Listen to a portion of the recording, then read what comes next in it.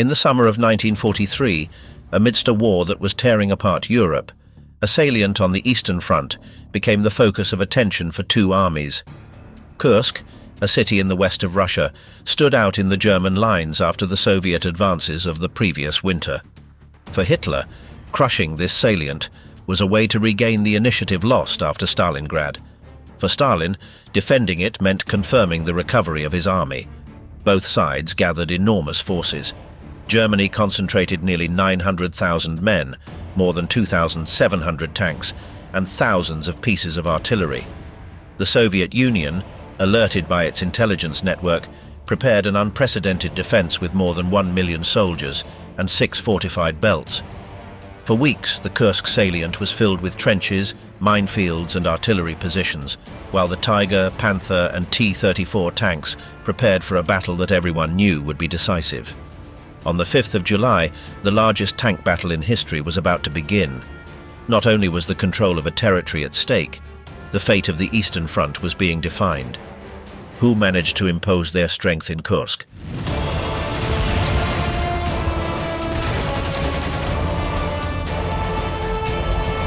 The origin of the clash between Germany and the Soviet Union. The Second World War did not begin for a single reason. It was the result of years of political tensions, ideological rivalries, and economic crises that changed Europe in the interwar period. After Germany's harsh defeat following the Treaty of Versailles in 1919, Adolf Hitler and his party promised to restore the country's power and expand its territory. Meanwhile, in the Soviet Union, Joseph Stalin was consolidating a communist regime that was viewed with distrust both in the West and in Berlin. Despite their differences, in August of 1939, Hitler and Stalin signed the Non-Aggression Pact, known as the Molotov-Ribbentrop Pact. In addition to the public agreement, it included secret protocols to divide Eastern Europe. Thanks to this pact, Hitler invaded Poland on the 1st of September of 1939, starting the Second World War. Shortly after, Soviet troops occupied the eastern part of Poland, as had been agreed. With Western Europe at war, Hitler turned his gaze eastward. He wanted to conquer more territory for Germany, which he called living space. On the 22nd of June of 1941, Germany launched Operation Barbarossa, the largest land invasion up to that point, with the goal of destroying the Red Army and seizing Soviet resources. Initially, German troops advanced quickly, causing great human and territorial losses to the Soviet Union. However, several factors complicated the offensive: the lack of supplies, the vastness of Russian territory, the resistance of the Red Army, and the winter, which stopped the Germans at the gates of Moscow by the end of 1941. The blitzkrieg tactics that had worked in Western Europe were ineffective on the vast plains of the East.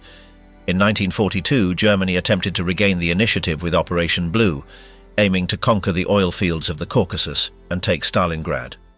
Although they made some progress, the campaign ended in failure with the surrender of the Sixth Army in February of 1943. This defeat severely impacted German morale and disrupted their plans for expansion in the east. As the war continued, the balance of power began to shift. The Red Army was reorganizing and regaining strength. Germany, on the other hand, was suffering losses that it could not easily replace, and its military economy was beginning to weaken in comparison to the Soviet industrial effort. In this new scenario, the Kursk salient became a key point.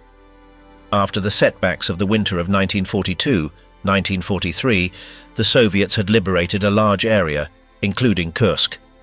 This situation created a bulge in the German lines, offering the Wehrmacht an opportunity to attack in a pincer movement and eliminate a large number of Soviet troops, attempting to regain the initiative.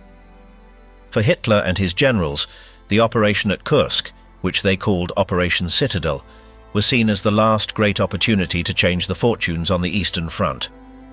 But by 1943, the Red Army was very different from that of 1941.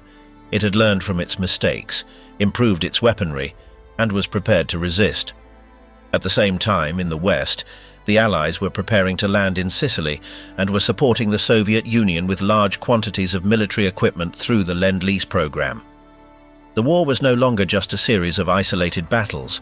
It had become a global conflict where every strategic move had repercussions on all fronts. The preparation for the Battle of Kursk began in this context. The The Germans were confident that their new tanks, such as the Tiger and Panther, could overcome the numerical disadvantage. The Soviets, alerted to German plans thanks to their network of spies, organized a defense in depth designed to slow down and wear down the German attack before launching their own counter-offensive. Thus, by the middle of 1943, both armies were preparing for a clash of enormous proportions, a battle that would not only define the control of the Eastern Front, but also the future of the war in Europe. Stalingrad, the blow that shattered the German offensive. The fall of Stalingrad in February of 1943 was a huge blow to Germany in the Second World War. For the first time, an entire German army surrendered. More than 90,000 soldiers, led by Field Marshal Friedrich Paulus, laid down their arms in a completely destroyed city. This defeat changed the course of the war on the Eastern Front. Until then, the Wehrmacht had been advancing forcefully, but at Stalingrad it lost the initiative. From that moment on, the Red Army began to take the offensive. The image of German invincibility was broken forever. The consequences were immediately felt. Germany had to withdraw from many positions in southern Russia. The German troops, badly damaged and with fewer reinforcements, could no longer launch large attacks as they had before. The Soviet Union, on the other hand, regained strength, reorganized its army, and began to advance little by little. The disaster at Stalingrad also exposed serious problems within the German army. The lack of supplies, the distance separating the troops from their bases, and the fact that Hitler did not allow tactical withdrawals worsened the situation. Many of Germany's Allied soldiers, such as Romanians and Italians, did not withstand Soviet attacks, further exposing the German forces. For the Soviet Union, the victory at Stalingrad was both a military and political triumph. It showed the world that Soviet resistance was capable of defeating the most powerful army in Europe. Within the country, the battle became a symbol of national unity and strength in the face of the enemy. After Stalingrad, the Red Army launched several offensives. They succeeded in liberating important cities such as Kursk, Belgorod, and Kharkov. However, these rapid advances also overstretched the Soviet lines, and the Germans took advantage to launch a counterattack in March of 1943. Under the command of Erich von Manstein, Germany recaptured Kharkov in an offensive that demonstrated they could still be dangerous. This temporary victory gave Hitler and his generals hope to launch a new attack to change the situation once again, Operation Citadel. After Stalingrad, the way of conducting the war in Germany also changed. Hitler began to intervene more and more in military decisions, distrusting his own generals. This made decisions slower and less flexible. The defeat also affected morale in Germany. Although propaganda tried to minimize the seriousness of the loss, it was evident to everyone that things had changed. The hope for a quick victory in the East was fading. Militarily, Stalingrad forced Germany to recognize that it could no longer win with just fast and surprise attacks. The war had transformed into a battle of resistance, where resources, supplies, and the ability to replenish soldiers and material mattered more. In this area, the Soviet Union, with its enormous population and the help of the United States and Great Britain, had the advantage. Despite the harsh lesson from Stalingrad, Hitler decided to bet once again on a large offensive. Kursk became the target. The plan was to launch a concentrated attack on the Kursk salient, surround it, and destroy a large part of the Red Army. But in 1943, the Red Army was different from that of 1941. It had learned from its mistakes, improved its equipment, and was prepared to resist. For Germany, Kursk represented a last opportunity to regain the advantage. For the Soviet Union, it was the opportunity to confirm its recovery and continue advancing towards final victory. Both armies began preparing for what would be one of the largest and most decisive confrontations of the entire war. Birth of the Kursk salient. After the Soviet victory at Stalingrad and the German retreats during the winter of 1942 to 1943, the map of the Eastern Front changed. Between the cities of Oryol to the north and Belgorod to the south, a bulge was formed in the combat lines. At the center of this salient was the city of Kursk. This area, which protruded westward into the German lines, was the result of Soviet offensives that had liberated several territories after Stalingrad. For the Germans, the salient represented a threat. From there, The Red Army could launch new attacks in multiple directions. For the Soviets, on the other hand, it was a hard-won position that they had to protect at all costs. The Kursk salient was about 250 kilometers wide and 160 kilometers deep. In military terms, its shape offered both advantages and risks. If the Germans attacked with force on the northern and southern flanks simultaneously, they could encircle the Soviet troops within. This idea was seen by the German High Command as an opportunity to strike the Red Army, destroy a large number of troops, and regain the initiative in the east. The creation of the salient occurred gradually as the Soviets pushed the German troops back during the first months of 1943. However, the very extent of the Soviet advance left their armies exposed. While the Soviets reinforced their positions in Kursk, the Germans, under the command of Hitler, Manstein and Model, began planning a major offensive operation to crush the salient. The overall situation at that moment was complicated for Germany. Despite the tactical success in recapturing Kharkov in March of 1943, the Wehrmacht had suffered many casualties. Its infantry divisions were weakened, and although new tank models such as the Tiger and Panther had been deployed, most of its forces still depended on older models. On the other hand, the Soviet Union was in the midst of military reconstruction. After the blows suffered in 1941 and 1942, the Red Army had learned to better organize its troops, coordinate combined infantry, artillery, and armored attacks, and build solid defensive systems. Additionally, Soviet weapons and vehicle production, reinforced by the Allied aid program, had increased significantly. As the weeks passed, the Kursk salient became an area of force accumulation. Both sides concentrated enormous amounts of troops, tanks, cannons and aircraft around the salient. The region turned into a kind of stage set for an inevitable battle. On the German side, the planned operation was given the code name Operation Citadel. Its purpose was to launch two simultaneous attacks, one from the north, led by General Walter Model, and another from the south, under the command of Erich von Manstein. The objective was to close the salient and destroy the Soviet forces trapped within. However, Operation Citadel suffered several delays. Hitler was uncertain about the exact moment to begin the attack. One of his hopes was to wait for enough Tiger and Panther tanks to arrive to ensure success.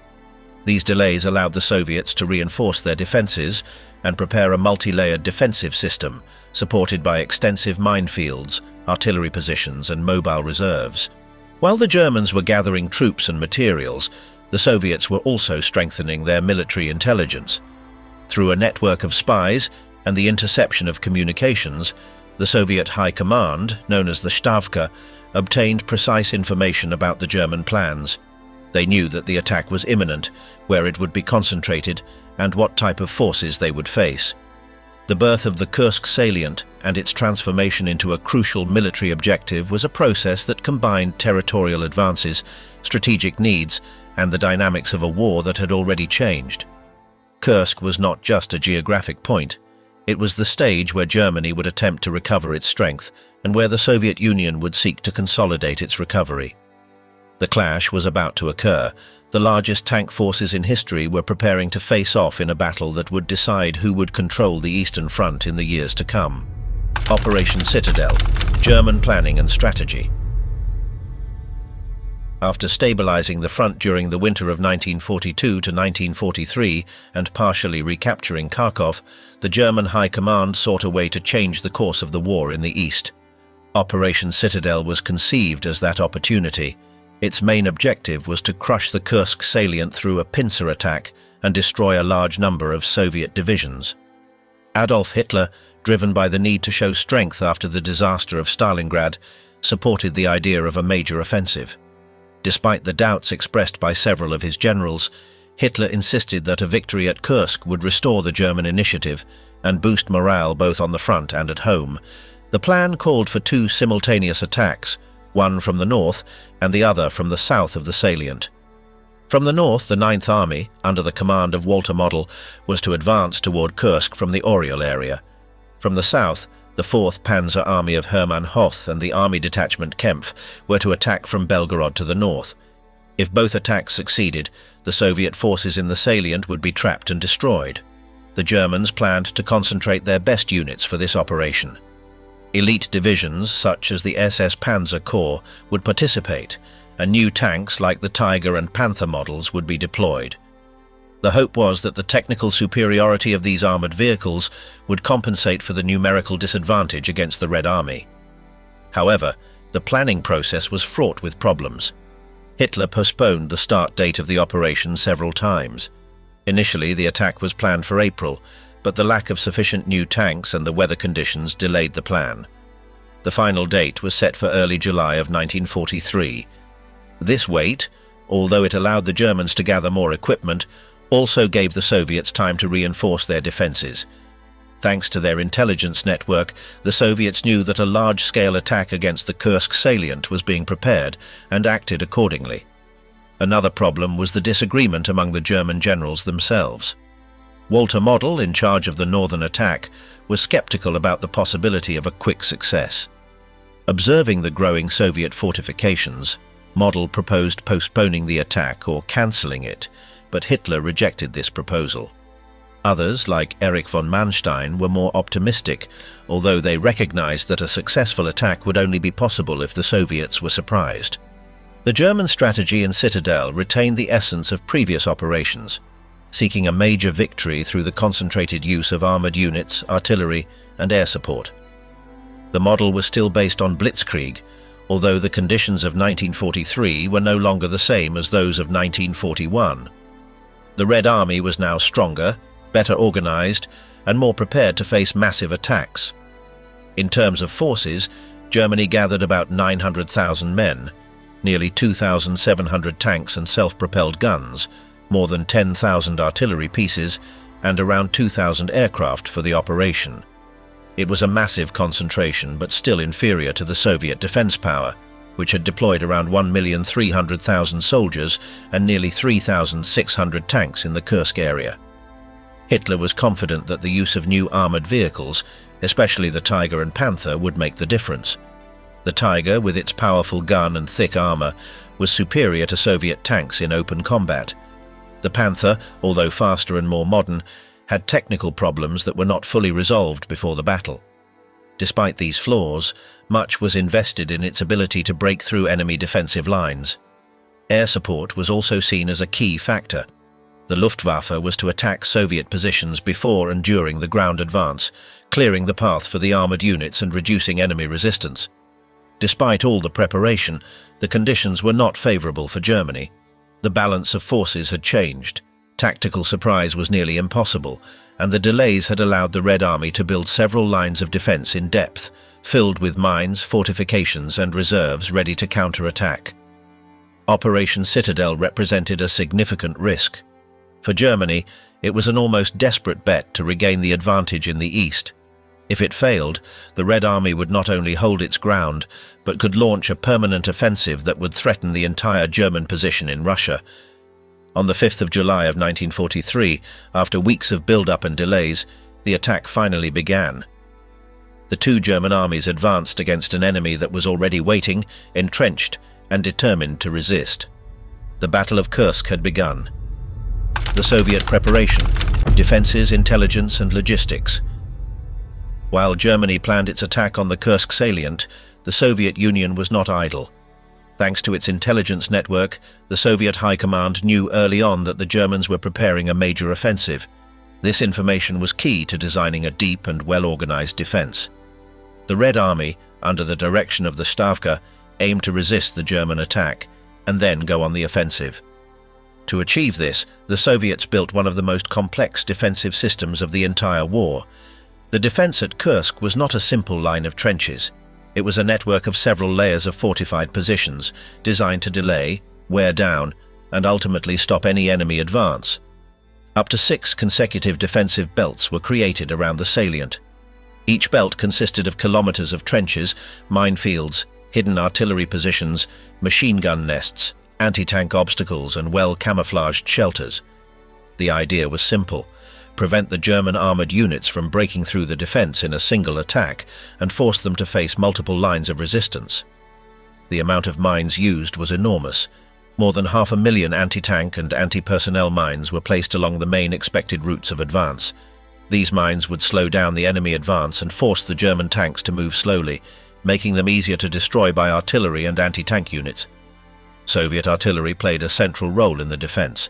Thousands of cannons and rocket launchers were concentrated in strategic areas, ready to open massive fire as soon as the Germans tried to break through the lines.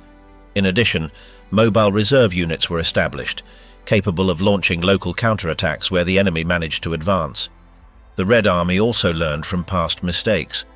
Unlike the early years of the war, its troops were now better trained to coordinate infantry, armored units and artillery.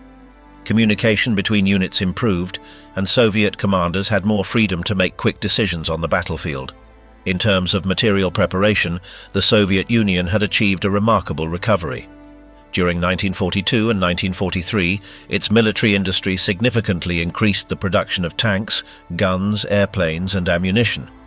Much of this production was made possible by the relocation of factories to the Urals, out of German reach, and the supplies received through the Lend-Lease program from the United States and Great Britain. At Kursk, the T-34 tanks remained the backbone of the Soviet armored forces. Although not invulnerable to the new German tanks such as the Tiger, their numbers and ease of production made them a formidable force. Additionally, the Red Army deployed anti-tank guns and specialized ambush units to counter the enemy's advances. In the air, although the Luftwaffe still had a tactical advantage, Soviet aviation was better organized than in previous years. The Soviet Air Force could not only provide support to ground forces, but also contest control of the skies in more balanced battles. The Stavka also assigned reserves in depth, ready to be used if the Germans broke through the first lines of defense. These reserves included entire armies of tanks and infantry, prepared to intervene at the decisive moment of the battle. At the command and control level, there was an important difference compared to previous campaigns. Stalin, who had previously intervened directly in tactical decisions, now gave more autonomy to his generals such as Zhukov, Rokossovsky and Vatutin. This flexibility allowed operations to be more agile and less vulnerable to political miscalculations. The Soviet preparation was so intense and meticulous that the soldiers themselves knew they were facing a historic test. It was not just the defense of a sector, it was the defense of the entire strategy of the Soviet Union's recovery. If the Germans broke through Kursk, the Red Army would be forced to retreat once again. If they held their ground, they would have the opportunity to move decisively onto the offensive. For the Soviets, Kursk was not just another battle. It was the moment to prove that they had learned, endured, and were now capable of defeating the enemy. With their defenses in place, reserves ready, and forces prepared to act, the Red Army awaited the German attack. Every soldier, every commander, every artillery battery knew that the impending clash could decide the future of the entire war in the East. The Battle of Prokhorovka and the turning point. On the 12th of July 1943, near the small town of Prokhorovka, one of the most intense and bloody tank battles in history took place. After several days of hard fighting, German forces had managed to advance in the southern part of the Kursk salient. However, they had not broken the Soviet defenses. To halt their advance and change the course of the battle, the Red Army launched a massive counterattack in this area. The SS Panzer Corps, made up of some of the most experienced divisions in the German army, such as Leibstandarte, Das Reich and Totenkopf, led the German advance toward Prokhorovka. Facing them, the 5th Guards Tank Army, commanded by General Pavel Rotmistrov, was tasked with stopping them. The clash was brutal. More than 1,200 tanks and armoured vehicles faced off in a relatively small area, amidst open fields, ravines and wooded zones. The fighting occurred at very close range, in many cases less than 500 meters. This partially nullified the advantage that the heavier German tanks, such as the Tiger, had at long range. From dawn, the Soviets launched massive frontal attacks. Their T-34 tanks, lighter and more maneuverable, advanced in waves against the German positions. The Soviet tactic was simple but risky. Get close enough to neutralize the Tiger's gun superiority and force the Germans to fight under unfavorable conditions. The battle turned into a series of chaotic engagements. The battlefield quickly filled with destroyed vehicles, smoke and explosion craters. Artillery and aviation from both sides constantly intervened, further escalating the destruction. The terrain played a key role. The undulations, ravines and natural obstacles hindered the movements of the German tanks, designed for open-field combat. The Soviet T-34s, although more vulnerable, were able to better use the terrain to launch attacks from unexpected positions. The losses were enormous on both sides. Hundreds of tanks were destroyed or damaged within hours. The infantry accompanying the armored units also suffered heavy casualties, caught between crossfire from artillery and machine guns. Despite the bravery of the Soviets, the 5th Guards Tank Army suffered heavy losses and did not manage to destroy the SS Panzer Corps. However, their attack succeeded in halting the German advance. The momentum that the SS divisions had carried from previous days was stopped at Prokhorovka. The battle did not have a clear immediate winner on the ground. The Germans retained some of their positions, but they no longer had the strength to continue their offensive. Their tank losses were difficult to replace, and time was working against them. While the battle at Prokhorovka raged, the Soviets launched new offensives on other sectors of the front, such as Operation Kutuzov to the north of Kursk. These offensives forced the Germans to divert troops and resources originally intended to support Operation Citadel. On the 13th of July, Hitler ordered the suspension of the offensive at Kursk. The news of the Allied landings in Sicily worsened the strategic situation. Germany could no longer afford to concentrate its forces solely in the east. Now it had to defend itself on the Western Front as well. The Battle of Prokhorovka marked the breaking point of Operation Citadel. Although the Red Army paid a very high price in lives and material, it achieved its main objective, halting the German offensive. After Prokhorovka, the Germans lost the possibility of regaining the initiative in the east. The Red Army, on the other hand, began preparing a series of counteroffensives that would push the Germans back, initiating the path that would eventually lead to Berlin. Prokhorovka was more than just a tank battle. It was the moment when the war on the Eastern Front changed decisively. From that point onward, the Wehrmacht would never again launch a major offensive in the east. The Red Army took control of the war and would not relinquish it until the end of the conflict. The Soviet counterattack and the collapse of the German offensive. After the Battle of Prokhorovka and the suspension of Operation Citadel, the Red Army quickly transitioned from defense to offense. The Soviet plans prepared before the battle were set into motion almost immediately. Their goal was clear: take advantage of the German exhaustion and reclaim territory in all sectors of the Kursk salient. The first major counteroffensive was Operation Kutuzov, launched on the 12th of July against the northern sector of the salient, in the Oryol area. Soviet forces, reinforced with tank armies, infantry and artillery, attacked the positions of the German 9th Army, commanded by Walter Model.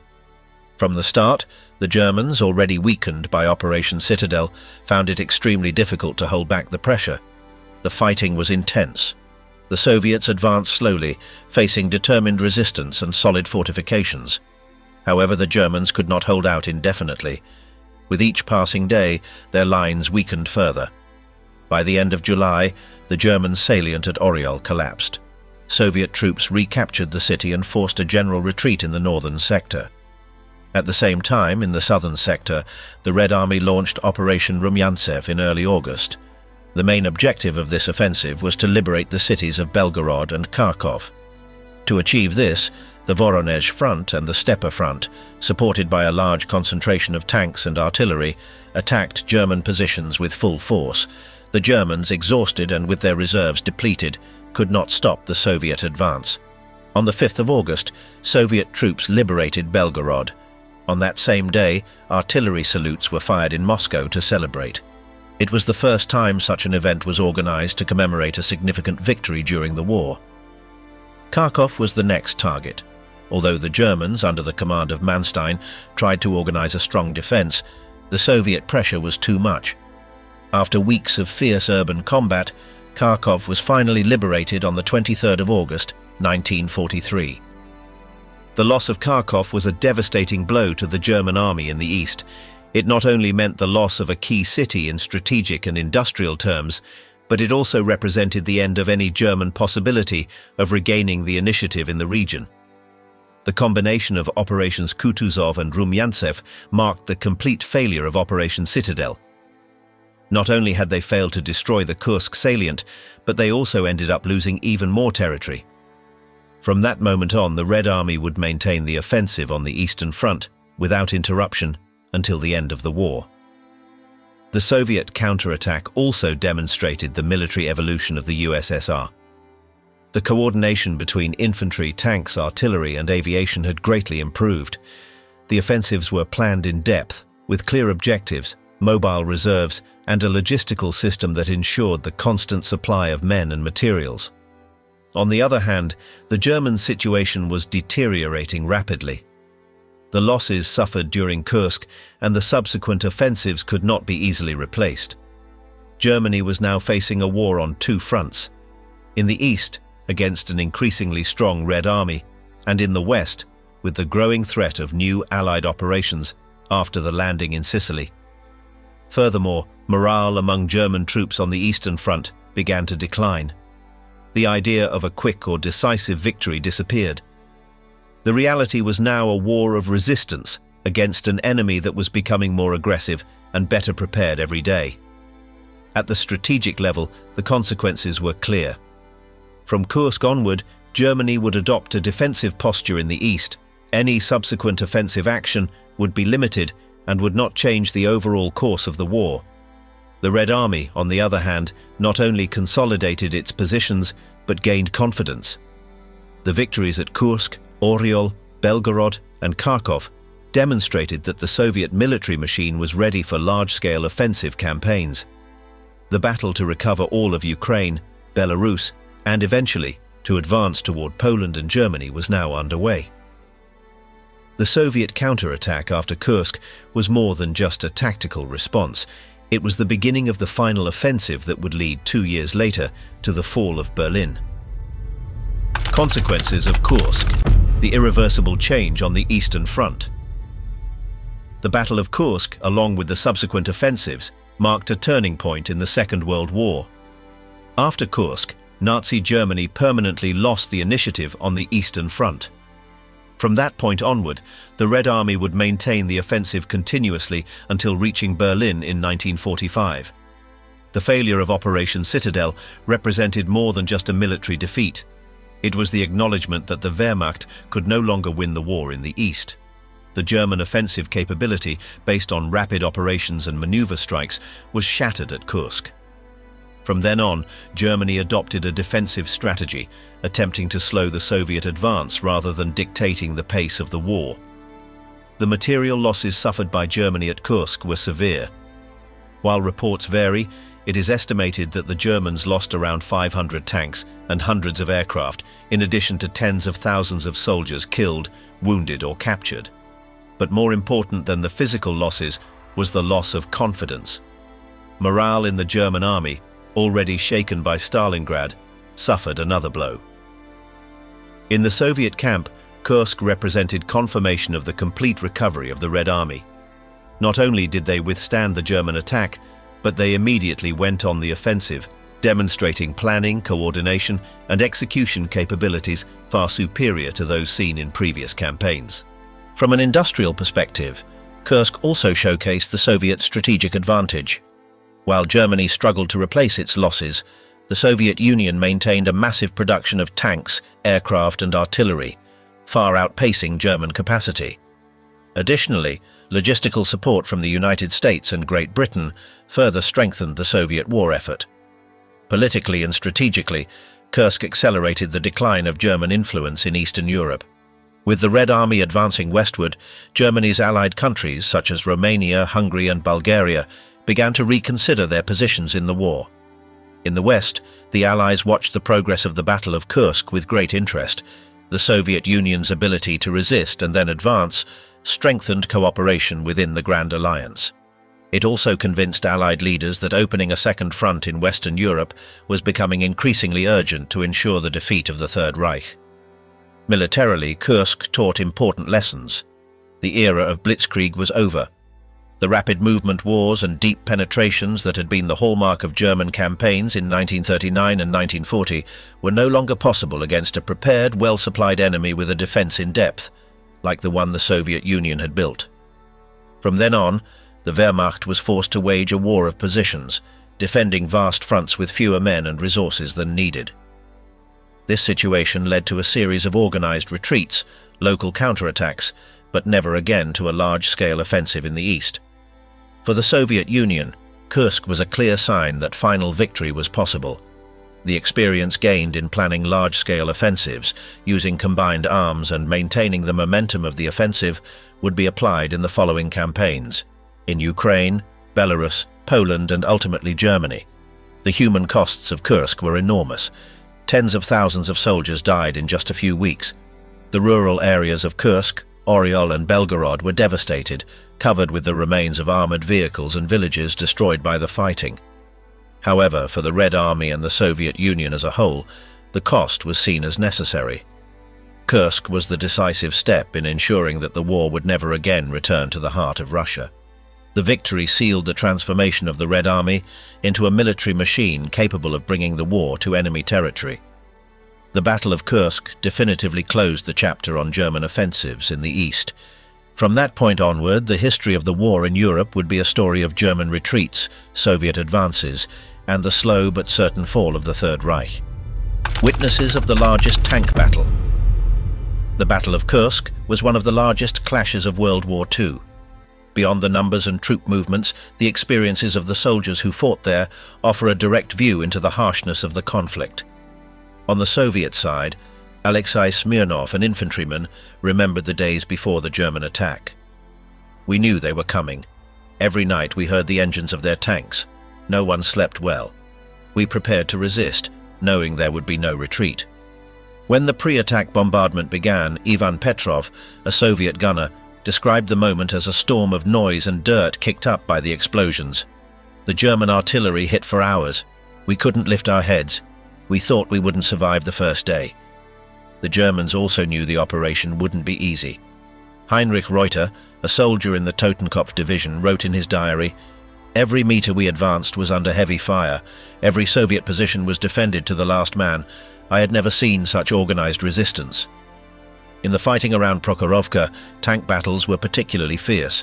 Sergei Antonov, a driver of a T-34, remembered charging against German armored vehicles.